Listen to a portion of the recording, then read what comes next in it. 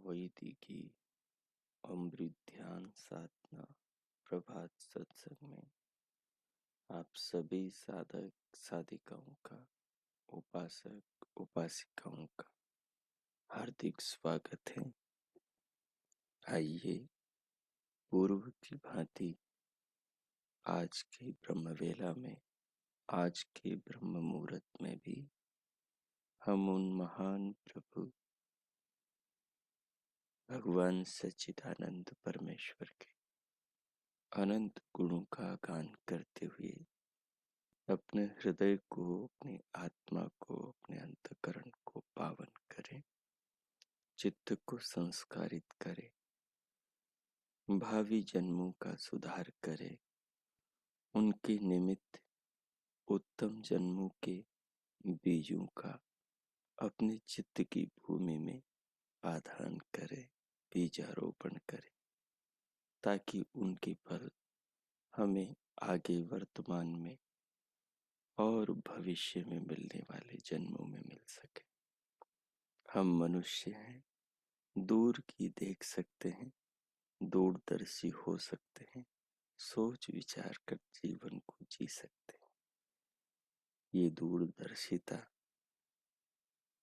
समस्त प्राणियों में मनुष्य के पास सर्वाधिक है।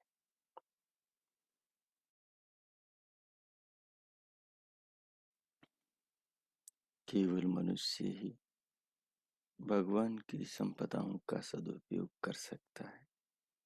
केवल मनुष्य ही भगवान की संपदाओं का दुरुपयोग करके अपने जीवन को बिगाड़ सकता है। और मानव चाहे तो प्रभु की कृपाओं को जीवन में सार्थक कर सकता है, अपने जीवन को भगवान के दिए ज्ञान के अनुरूप बना सकता है, जीवन को सफल कर सकता है, सारी असफलताओं से बचा सकता है। मनुष्य बड़ा ही अद्भुत अधिकार प्राप्त किए हुए है। उसे उन अधिकारों का बोध होना चाहिए। यदि मानव को उन अधिकारों का बोध होता है, यदि वो उन अधिकारों को समझता है, उनके महत्व का मूल्यांकन करता है, तो जीवन को श्रेष्ठ, श्रेष्ठतर, श्रेष्ठतम बना सकता है। मनुष्य जीवन बड़ा अनमोल है। मानव देह बड़ी दुर्लभ है। इस शरीर को पाकर मनुष्य संसार में क्या नहीं कर सकता। हमारे पूर्वज ऋषि ऋषिकाओं ने धरा को कितना सुंदर बनाया था। उन्होंने जीवन को कितना ऊंचा उठाया था। उन्होंने प्रेम की कितनी ऊंची पराकाष्ठा को संसार में स्थापित किया था। जैसा भगवान ने कहा, जीवन को उन्होंने ऐसा जिया। ये सबसे बड़ी बात है कि मनुष्य इस तत्व को समझे कि परमात्मा जो उससे चाहता है उसमें उसका भला है या बुरा है।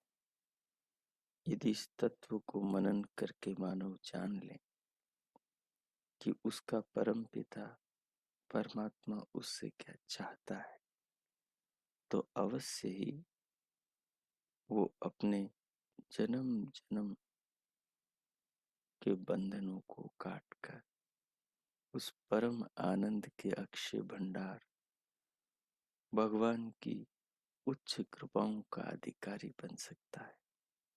जैसे हमारे पूर्वज ऋषि महर्षि, ऋषि ऋषिकाएं बनी है।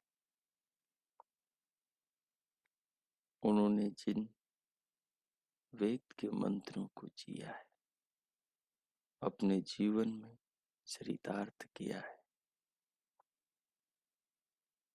जिन मंत्रों के, जिन ऋचाओं के वे लोग ऋषि हो गए हैं, उनके साक्षात कृत धर्मा दृष्टा हो गए।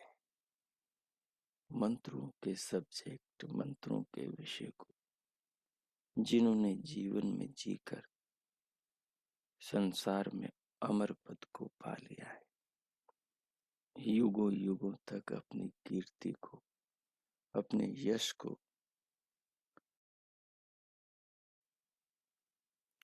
अपने कार्य और अपने नाम को अजर अमर कर दिया है। हम उन महान पूर्वजों की सौभाग्यशाली संतानें। जिस पथ पर वो चले थे, उस पथ पर यदि हम भी आज चल पड़े तो हम भी उसी गौरव के अधिकारी हो सकते हैं। हम भी उसी सौभाग्य के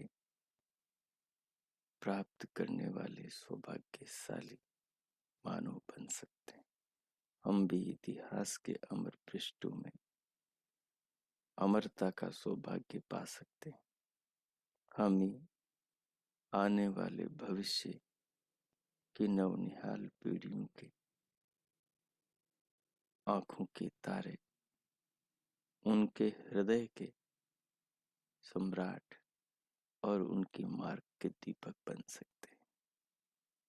लेकिन कब?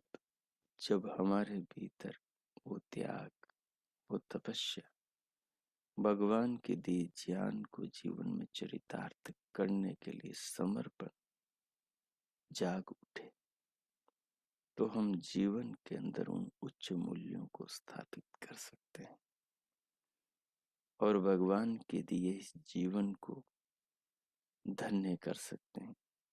अपनी आत्मा को इस शरीर के द्वारा उस परमात्मा से जोड़ सकते हैं, जो इस जीवन के एक एक पल का, एक एक क्षण का स्वामी है, जो इस सारे विश्व, पूरे ब्रह्मांड की हर क्रिया, गति, सब कुछ का आधार है, जो सबको देखता, सुनता, जानता है, सब कुछ को अपने हाथ, अपनी व्यवस्था और अपने नियमों में बांध कर चलाता है।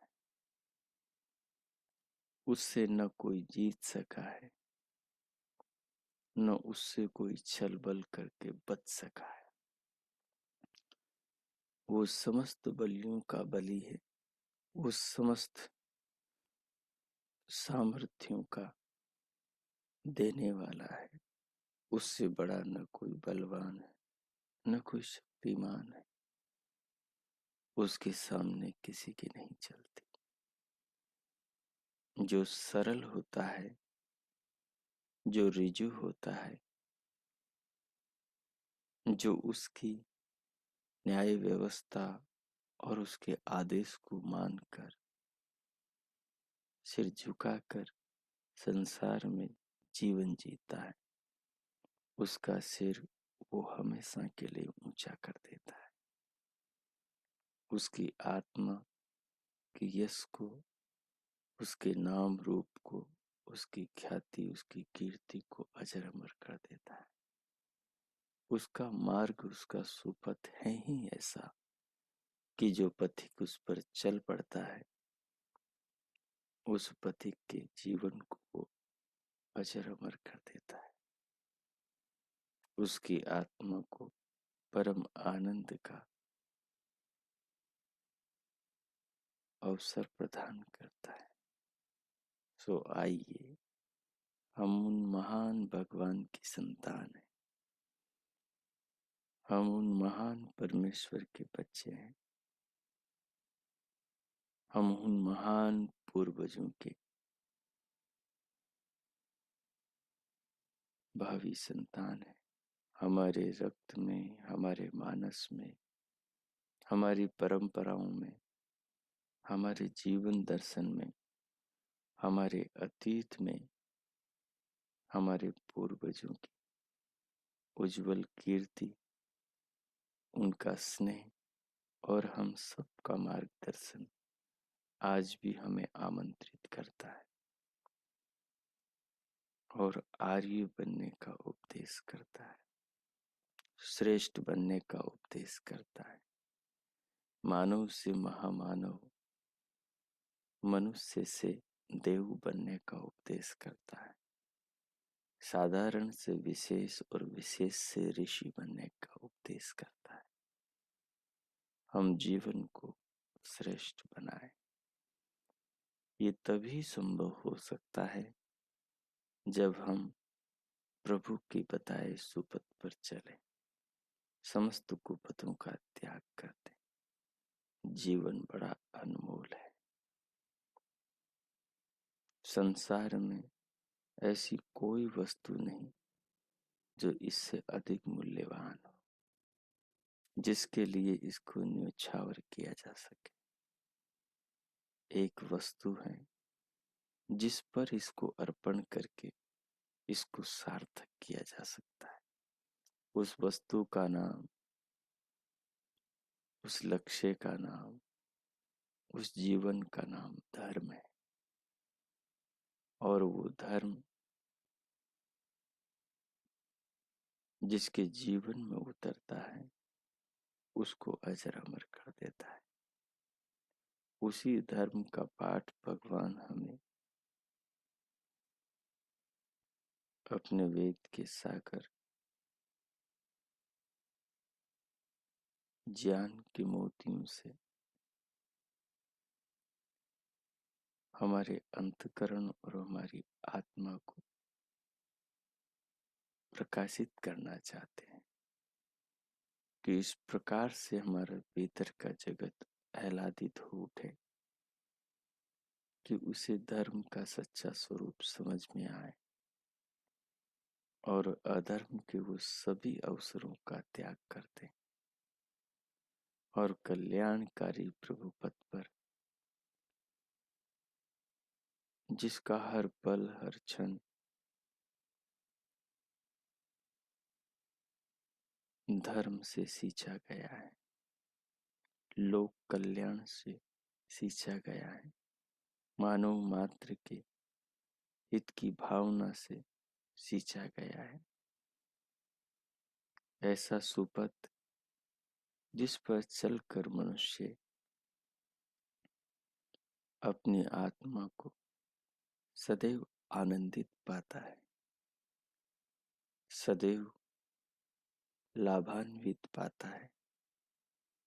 कभी भी उसे जीवन में ऐसा नहीं लगता कि वो ठगा गया है, परंतु प्रभु पथ का त्याग करके जो मनुष्य कुपथ पर, विष्णु के पथ पर चल पड़ता है,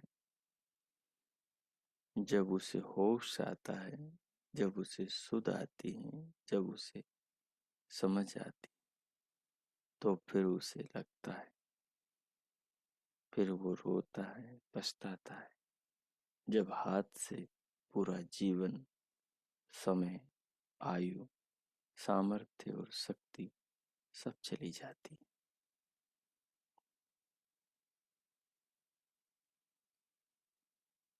फिर वो पछताता है कुपथ पर चलकर।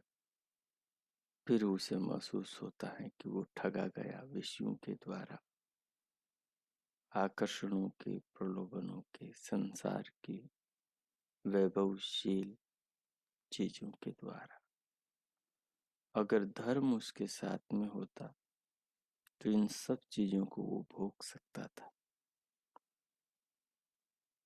और वो भोग उसके आनंद को, उसके ज्ञान को, उसके वैराग्य को, उसकी समझ को बढ़ाने वाला, उसके बंधनों को काटने वाला, मुक्ति के मार्ग को प्रशस्त करने वाला होता।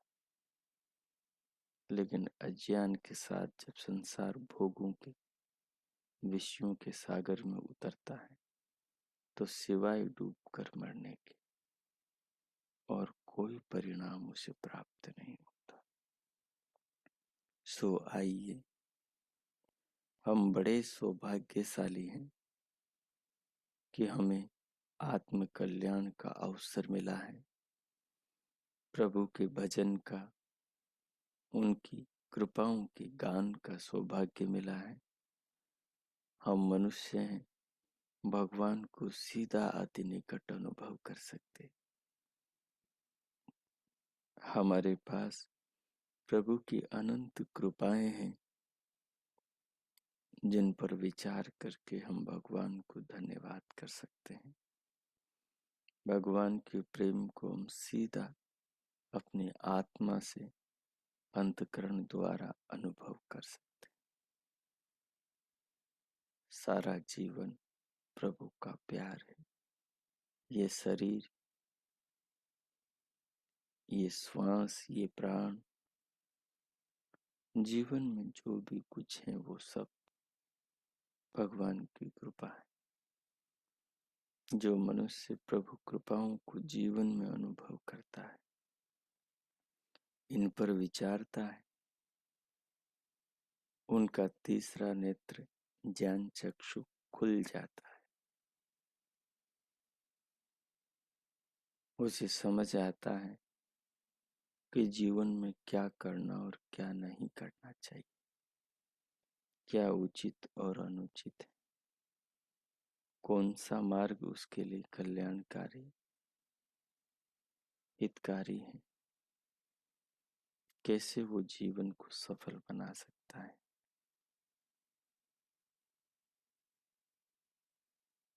लक्ष्य को पा सकता है। भगवान की कृपाओं को देखने से मनुष्य की आत्मा भगवान से जुड़ती चली जाती। परिणामतः ये होता है कि चित्त के अंदर धीरे धीरे संस्कारों के पढ़ते पढ़ते चित्त इतना ज्यादा भगवान की कृपाओं के दर्शन के संस्कारों से संस्कारित हो उठता है कि आत्मा के सामने जब भी कोई वृत्ति चक्षु इंद्रिय के द्वारों से वस्तुओं के आकृति की आती है, वस्तुओं के सौंदर्य और उनके गुणों की जाती है, तो सहज ही उन आकृतियों के निर्माता विश्वकर्मा भगवान के भाव तत्क्षण उठ खड़े होते हैं चित्त में।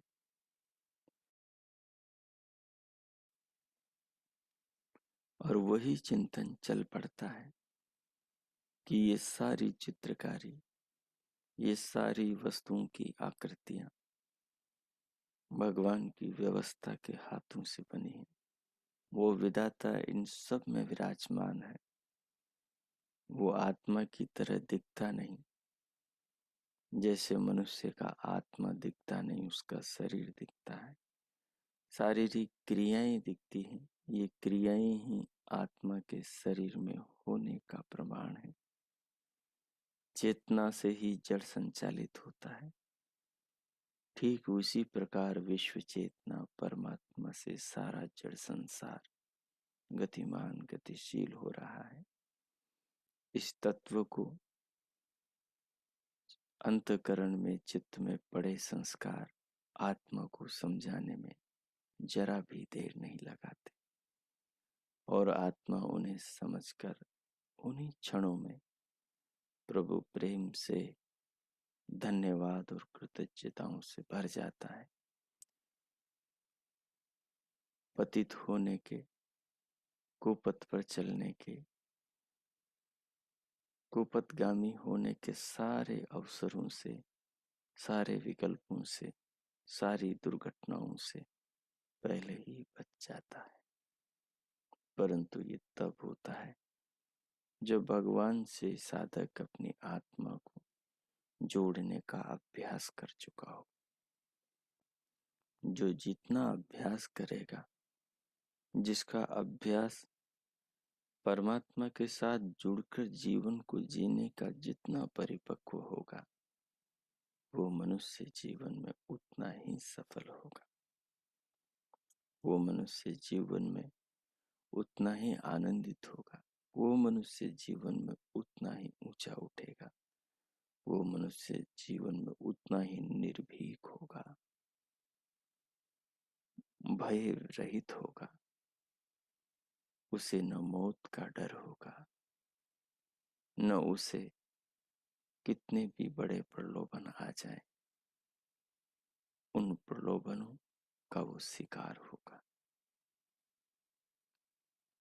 उसकी ऊंचाई, उसके आत्मा की ऊंचाई सारे प्रलोभनों से ऊपर संसार के सम्राट को स्पर्श करने वाली होगी।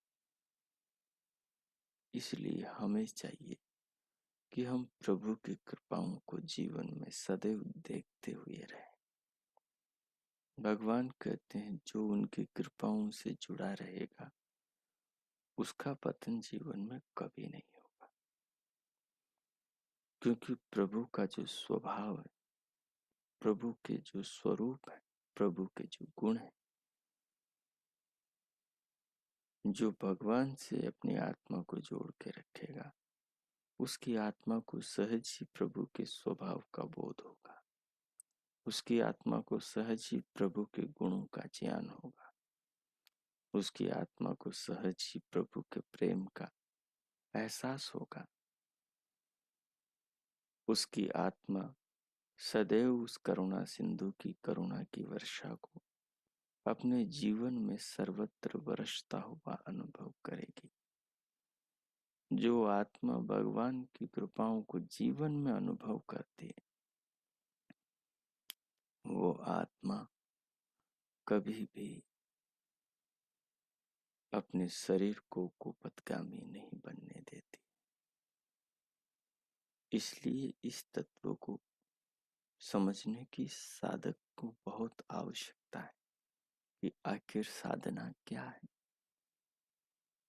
साधना क्या है? भगवान पतंजलि क्या कहते हैं? ईश्वर प्रणिधानात् वा। ईश्वर के प्रणिधान करने से भी ईश्वर की कृपा से भक्त को भगवान अपना साक्षात्कार करा देता है। भक्त को भक्त की आत्मा का साक्षात्कार करा देता है। ये ईश्वर प्रणिधान क्या है? भगवान वेद व्यास उस तत्व को समझाते हुए कहते हैं कि भक्ति विशेष ही ईश्वर प्रणिधान है। फिर कहा भक्ति विशेष क्या है? तो कहा जो भक्त भगवान को अपने अनुकूल कर लेता है उस भक्त को भगवान अपना और उसका स्वयं का साक्षात्कार करा देता है। जीवन के अंतिम उद्देश्यों की प्राप्ति करा देता है। ये कितनी अच्छी बात है कि प्रभु उसको अपना और स्वयं की आत्मा का बोध करा देते। परंतु कब? जब भक्त भगवान की भक्ति करे, भगवान को अपने अनुकूल करे। प्रभु को कोई कैसे अनुकूल कर सकता है? वे तो सत्य ज्ञानी है, वे सत्यवानी है, वो तो ज्ञान के पूर्ण भंडार है। भगवान को अनुकूल कोई कैसे कर सकता है? जो भगवान के अनुकूल हो जाता है भगवान उसके अनुकूल हो जाते हैं। जो राजा का हो जाता है राजा उसी का हो जाता है। जो सेवक स्वामी का हो जाता है, स्वामी का होने का मतलब है जो स्वामी के आदेश में स्वयं को विलीन कर देता है, जिसके लिए स्वामी का आदेश ही अपना जीवन, अपना कर्तव्य, अपना सब कुछ हो जाता है। स्वामी उसके अनुकूल हो जाता है। स्वामी के प्रेम की वर्षा उस पर हर पल होने लगती। स्वामी का वो प्यारा हो जाता है। जो बच्चे माँ बाप के अनुकूल चलते हैं माँ बाप उन बच्चों पर मेहरबान होते। माँ बाप उन बच्चों के हो जाते हैं, क्योंकि बच्चे माँ बाप के आदेश का पालन करते, स्वयं को माँ बाप के आदेश को अर्पण कर देते। माँ बाप बच्चे से क्या चाहते हैं कि वो उनकी इच्छाओं के चांद सूरज बने और अपने नभोमंडल इस संसार में सबके लिए कल्याणकारी बने, यश के भागी और उत्तम कीर्ति की ध्वजा पहनाने के लायक बने। भगवान भी हमसे यही चाहते हैं कि हम चांद सूरज की भांति इस जगत में कल्याणकारी बने, शिव बने। शिवो भव प्रजाप्यो, ये प्रभु का आदेश है। भगवान ही इस तत्व को कहते हैं कि हम मनुष्य, हर पुरुष शिव बने और हर स्त्री शिवा बने। शिवा भव प्रजाभ्यो, शिवा भव पुरुषेभ्यो।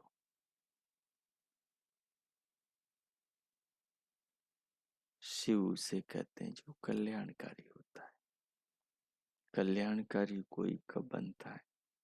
जो कल्याण के स्रोत से जुड़कर जीवन को जीता है। वो कल्याण का स्रोत क्या है?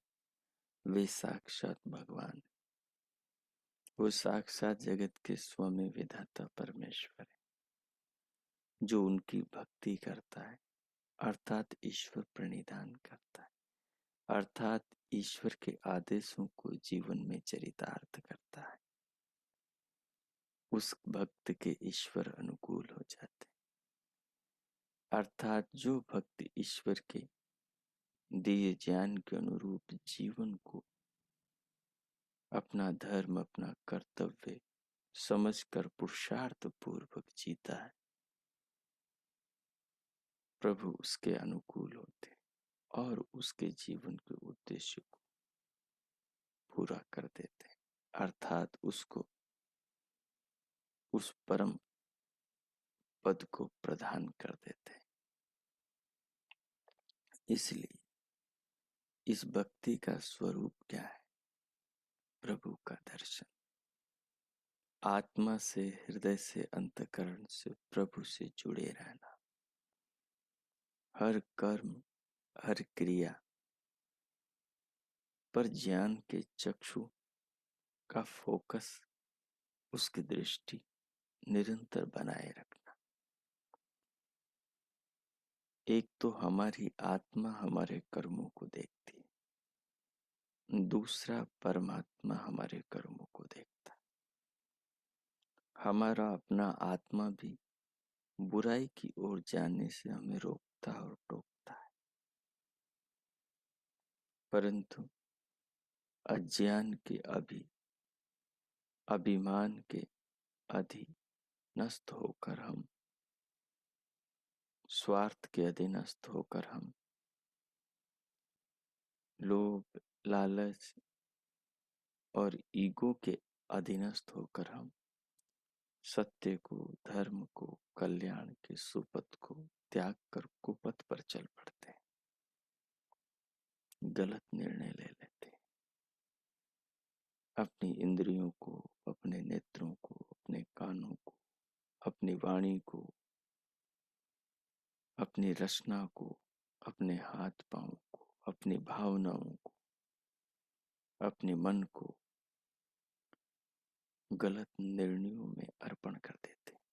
वहीं हमारा जीवन बर्बाद हो जाता है। जहां हम गलत निर्णय लेते हैं, वहीं जीवन को पथ पर चल पड़ता है। प्रभु हमें बचाते, हर जगह हमें रोकते हैं, टोकते हैं, आत्मा के भीतर से हमें संदेश देते, सावधान सतर्क करते कि जीवन मनुष्य का बड़ा अनमोल है।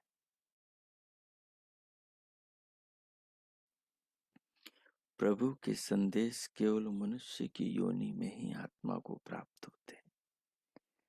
मनुष्य की योनियों को छोड़कर प्रभु के संदेश कभी आत्मा को प्राप्त नहीं होते। अन्य योनियों में, 1,84,00,000 योनियों में सब प्राणियों की आत्मा भगवान के ज्ञान को, भगवान के संदेशों को अपने भीतर अनुभव नहीं कर सकते। केवल मनुष्य के शरीर में आत्मा ये अवसर प्राप्त करती कि वो सीधे परमात्मा के संदेशों को सुने, महसूस करे और सुपथ पर चले और अपना कल्याण करे। तो कल्याण का जो अवसर है वो मानव मनुष्य शरीर है, और इस शरीर में कल्याण आत्मा का परमात्मा के साथ सदा जुड़े रहने से होता है। परमात्मा के साथ जुड़कर जीवन को जीने से जीवन में सुगंध आती, मिठास आती, धैर्य आता है, सुख आता है, शांति आती है।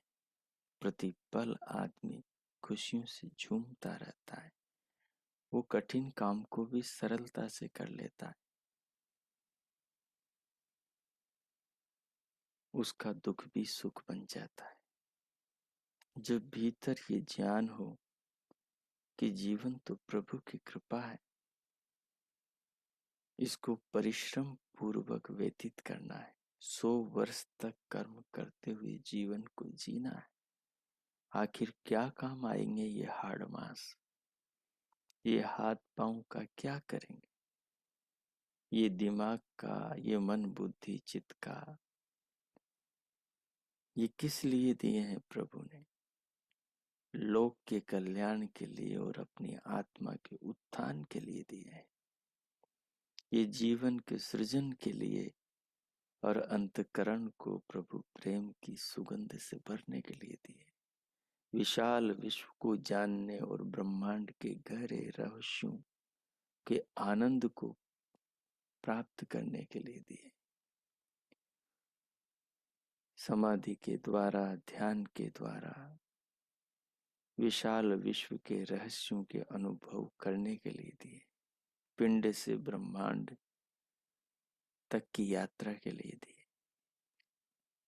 और आदमी कहाँ उलझा रहता है, किन छोटी छोटी क्षुद्र चीजों के अंदर अनमोल मानव जीवन को खोता रहता है। रेत की तरह जीवन मुट्ठी से फिसलता चला जा रहा है, और मनुष्य न जाने कहाँ किन चीजों में ऐसा उलझा रहता है, चिपका रहता है कि उसका ध्यान ही नहीं जाता कि जीवन का मकसद क्या है, जीवन का वास्तविक उद्देश्य क्या है, जीवन मिला किस लिए। जो अपने लिए इतना सावधान नहीं होता उसे कैसे प्रभु मिलेंगे। एक अवसर भगवान मानव जीवन में प्रदान करते हैं और अपनी सारी शक्तियों के साथ प्रदान करते हैं, यहाँ तक कि सारे संसार का ज्ञान का भंडार, वेद का उपदेश भी मनुष्य को परमात्मा कर देते। उसको मनुष्य पढ़ लिख कर अपने जीवन के उत्तम निर्माण का संकल्प नहीं करता, उस पर परिश्रम नहीं करता, जिससे उसकी आत्मा का हमेशा के लिए कल्याण हो जाता है। संसार के थपेड़ों में वो बार बार जिन दुखों से चोटें खाता है, रोता बिलखता तड़पता है, दीनहीन होकर जीवन को जीता है, उन सब से मुक्ति पाने का, उन सब से छूटने का, जीवन को सम्राट की तरह हंसते मुस्कुराते फूलों की तरह जीने का उपदेश भगवान अपने वेद में देता है। और मनुष्य उस वेद को नहीं पढ़ता, प्रभु के संदेशों को नहीं सुनता, प्रभु के बताए मार्ग पर नहीं चलता, संसार में मूर्खों की बनाई पगडंडियों पर रात दिन दौड़ता है, उसे ही अपने जीवन का सर्वोत्तम सौभाग्य समझता है।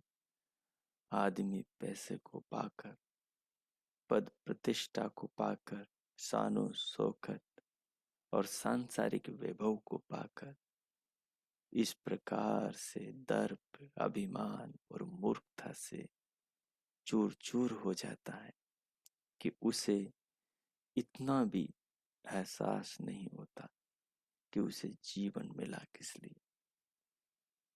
सब चीजें पाकर भी वो नरक की ओर जाता है।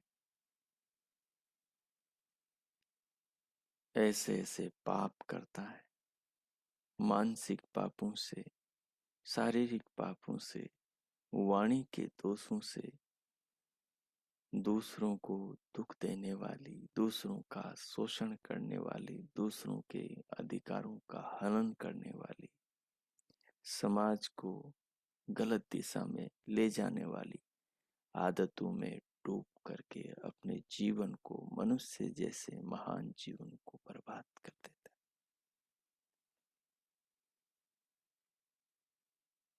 है। इसलिए मनुष्य को चाहिए कि वो सर्वश्रेष्ठ अपने पूर्वजों के पद चिन्हों पर चले, वो अपने पूर्वजों के जीवन शैली पर विचार करें कि अपने पूर्वजों ने जो जीवन जिया उस जीवन में कितनी सुगंध थी, उस जीवन में उन्होंने जो अनुभव किया और उन्होंने जो अपनी बात को अपने शास्त्रों में कहा, उन्होंने उस जीवन को जीकर जीवन में क्या पाया, जो पाया क्या वो पश्चाताप है, जो उन्होंने अनुभव किया क्या वो मलाल है, उन्होंने जो जीवन का सार निकाला उन्हें जो मिला क्या वो दुख है,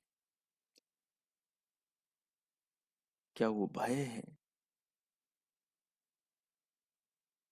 मनुष्य जब अपने पूर्वजों के जीवन के सार पर विचार करता है तो उसके समझ में आता है कि अरे वो वेद पथ पर, सुपथ पर, परमात्मा पथ पर चलकर अजर अमर हो गए, सारे दुखों के पंख के पार हो गए। उन्होंने जीवन में, उन्होंने विश्व में अपने व्यक्तित्व को पंकज कमल की तरह कीचड़ से अलिप्त रखा, हमेशा मुस्कुराए, हमेशा सुगंधित रहे। उनके जीवन का जो अनुभव है, क्या हम कुपथ पर चलकर उस महान अनुभव को पा सकते हैं? क्या हम मरते हुए मुस्कुरा सकते हैं? क्या हम शरीर को त्याग करते हुए भगवान का गीत गा सकते हैं? क्या हम जीवन से जाते हुए ये कह सकते हैं, प्रभु अच्छी लीला करें, आपकी इच्छा पूर्ण हो। ये सौभाग्य के क्षण किन्हें अनुभव होते हैं, किन्हें मिलते हैं?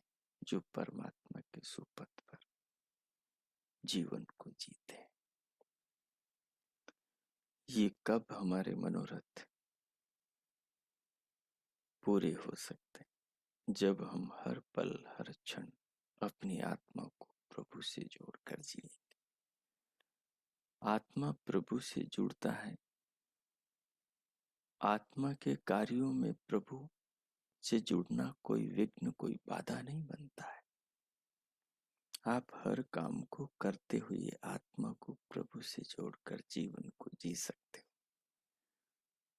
आपके शरीर में एक अद्भुत ऊर्जा की अनुभूति आपको होगी। आपका शरीर, आपका रोम रोम, आपका मन, आपका हृदय तरोताजा रहेगा, उत्साहित रहेगा। शरीर में एक हिम्मत की, ऊर्जा की धारा बहेगी। आप क्षुद्र शरीर में होकर स्वयं को विराट अनुभव करेंगे। आप अकेले होकर भी प्रभु के साथ स्वयं को अनुभव करेंगे। आप निर्भीक होंगे। आप मृत्यु के पार अपनी आत्मा को देखने वाले होंगे। मृत्यु तो उनकी होती है जिनको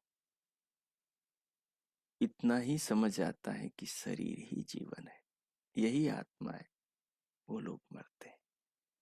लेकिन जो इस तत्व को समझते हैं कि शरीर के पार मैं आत्म तत्व हूं और मैं अजर अमर हूं, जो इस अनुभूति को जीवन में पाते हैं, वो कहाँ मरते, वो मरते नहीं। उन्हें मारने वाला कोई भी नहीं। न उनका एक्सीडेंट होता है, न उनकी आयु पूरी होती है, न उन्हें कोई शस्त्र छेद भेद सकता है, न उन्हें ज्वाला जला सकती है, न उन्हें जल गला सकता है, न उन्हें शस्त्र काट सकता है। उनके मिटाने का कोई संसार में उपाय नहीं। वो तो प्रकृति से अजय है, जिसका नाम आत्मा है, जिसका नाम चेतना है, जो अपने इस चेतन स्वरूप को जानता है, वो निर्धन होकर भी मालामाल होता है। वो खाली हाथ होकर भी सम्राट होकर जाता है। और जिसके पास में सब कुछ हो, आत्म तत्व से जो विहीन हो, उसकी अनुभूति से जो रहित हो, वो सम्राट होकर भी भिखमंगे की तरह मौत के आगे गिड़गिड़ाता है, बिलखता है, आंसू बहाता है और दीनहीन होकर तड़पता हुआ मरता है।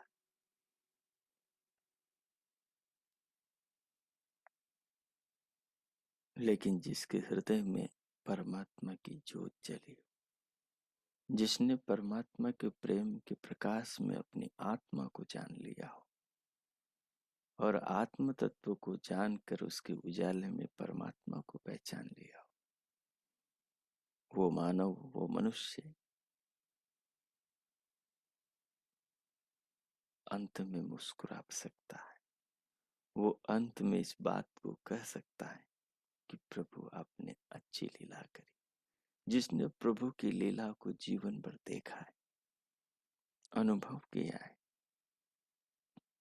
वही कह सकता है कि प्रभु आपने अच्छी लीला करी। जिसने पल पल अपनी आत्मा को परमात्मा से जोड़कर जीवन को समाज, राष्ट्र, विश्व के कल्याण के लिए चांद सूरज बनकर जिया है। जिन्होंने अपनों और स्वजनों से विष के प्याले पिए हैं, लेकिन सबको दुख देने वालों को भी अपना मानकर अमृत पिलाया है, वही अंतिम दिनों में ये कह सकते हैं। और ऐसा वही कर सकते हैं जिनका आत्मा परमात्मा से जुड़ा हो, क्योंकि उनकी दृष्टि में शरीर तो जीवन है ही नहीं। उनकी दृष्टि में तो लोक कल्याण ही वास्तविक जीवन है। जिसको शरीर मिला और वो प्रभु पथ पर न चले, प्रभु के चक्र को जिन्होंने सबके कल्याण के लिए नहीं बनाया, उनके जीवन की सार्थकता ही क्या रही। जो भगवान ने जीवन चक्र मनुष्य को दिया है, जो मनुष्य इस जीवन चक्र को, शरीर में चलने वाले 100 वर्ष के इस श्वास रूपी चक्र को सबके कल्याण के लिए चलाता है, वही जीवन में सफल हो पाता है, उसका ही जीवन सार्थक हो पाता है।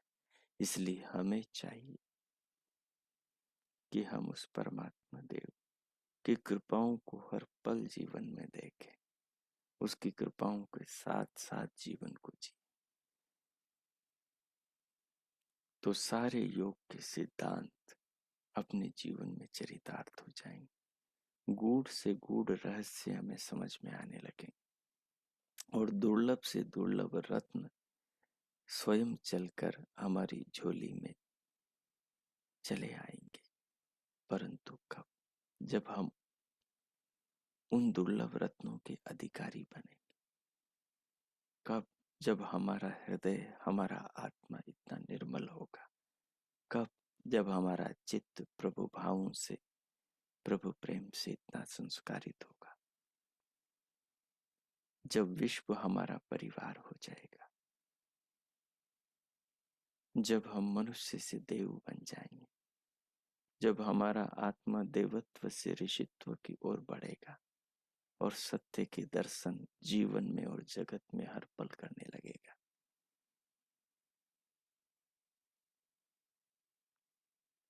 तब हमारा जीवन सार्थक होगा। तो अपने पूर्वजों की उज्जवल कीर्ति पर अभिमान करें, उनकी जीवन शैली को जीवन में अपनाएं और विश्व के स्वामी जगत पिता जगदीश्वर परम पिता परमेश्वर सच्चिदानंद प्रभु के साथ अपने आत्मा को एकाकार करें। अब मैं मौन होता हूँ। 5 मिनट इस सारे भाव में अपने आप को तल्लीन करें और प्रभु की कृपाओं को जीवन में अनुभव करें। शरीर को अनुभव करें, श्वास को, प्राणों को अनुभव करें, हृदय की धड़कन को, दोनों कानों के भीतर आकाश में हर पल संगीत की उस दिव्य नाद को अनुभव करें जो अत्यंत मधुर होकर वीणा की तरह बज रही, जो हमारी आत्मा को अंतर्मुखी करती और भृकुटी के पृष्ठपटल पर ज्योतियों के सागर दिव्य प्रकाश को दे। श्वास को अनुभव करें, प्राणों को अनुभव करें, अनुभव करते हुए पूरे शरीर को अनुभव करें, सिर से पांव तक की देह को अनुभव करें। श्वास भरें, फिर श्वास को रोकें, धीरे धीरे लंबी गहरी लयबद्ध करके श्वास को अनुभव करते हुए भीतर भरें। जब श्वास भर लें, पूरी ले लें, तो फिर शरीर को, श्वास को दिव्य नाद, दिव्य प्रकाश, इन सब को अनुभव करते हुए अपनी आत्मा को अनुभव करें और मानसिक रूप से प्रभु के नाम, निज नाम ओम का स्मरण करें। ये समय, ये जीवन, ये वाणी, ये मन, ये अंतकरण, सब कुछ प्रभु का है। इस भाव में डूब जाए और सच्चे मन से अपनी आत्मा को परमात्मा से एकाकार करके प्रभु नाम का स्मरण करें और अपने चित्त को इस स्मरण से संस्कारित करें। अपने हृदय, आत्मा को पावन करें। मैं 5 मिनट मौन होता हूँ। आप इसमें डूबकर इस पावनता को अपने चित्त में संग्रहित करें और स्वयं को आनंदित करें। ओ कीजिए।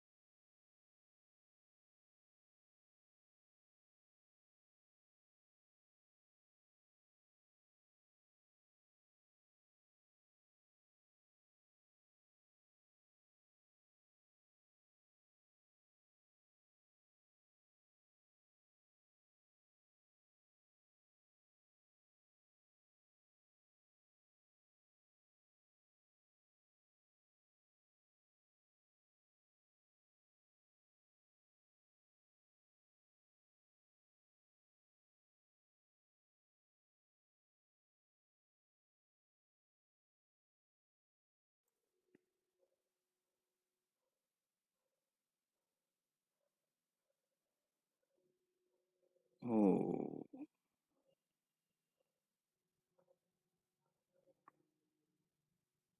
हो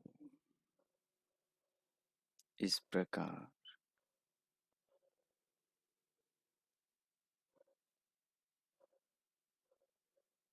अपनी आत्मा को परमात्मा से जोड़कर जीने से जीवन में कैसे अमरत्व मनुष्य को प्राप्त होता है, इसके लिए भगवान के स्नेह को, भगवान की कृपाओं को जीवन में देखना, भगवान की कृपाओं से अपने अंतःकरण को, हृदय को सदैव पावन पवित्र बनाए रखना, ध्यान के द्वारा चित्त को एकाग्रचित करके दिव्यनाद की अनुभूति द्वारा, दिव्य प्रकाश की अनुभूति द्वारा अपने आत्मा को अंतर्मुखी और परमात्मा से जोड़ने में सुविधा प्राप्त करना और निरंतर इस प्रकार का चिंतन करके अपने अंतःकरण को, अपने हृदय को परमात्मा के प्रति, परमात्मा की भक्ति के प्रति, भक्ति के स्वरूप के प्रति, भगवान की कृपाओं के दर्शन, एहसासों, अनुभवों के प्रति जागरूक बनाए रखना साधना है। साधना का सार यही है कि हम जीवन को परमात्मा के साथ जुड़कर जिए, तब ये जीवन हमारा सफल होगा और हमारी आत्मा को वो देगा जिसे पाकर हमारा आत्मा निहाल हो जाएगा, हमारा जीवन सफल हो जाएगा। आइए भगवान का धन्यवाद करते हुए हृदय से, आत्मा से, अंतःकरण से सर्वभाव प्रभु को आभार और अपनी भावना अर्पण करते हुए, कृतज्ञता समर्पित करते हुए अब हम शांति पाठ करेंगे।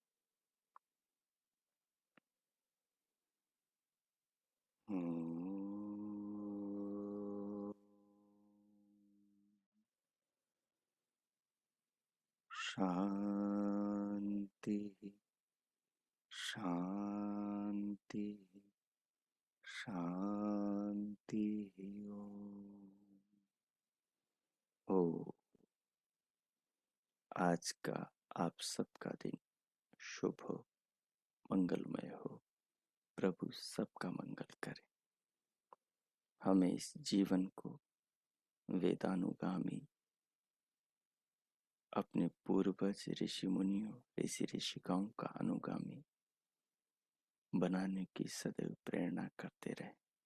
हम भी जीवन में उनके चांद सूरज से बनकर चमके, सारे प्रकाश, सारे संसार को रोशन करें, जगत के लिए कल्याणकारी बने, शिव बने, शिवा बने और मानव जन्म को सफल करें, अपनी आत्मा को धन्य करें, अपने मनोरथों को पूर्ण करें और हंसते मुस्कुराते हुए इस संसार से सीधे अमर पद को प्राप्त करें। भगवान हम पर ऐसी कृपा करें और हम भी उस कृपा को, जो उन्होंने हमें शक्तियां, साधन, सामर्थ्य सब कुछ प्रदान किया है,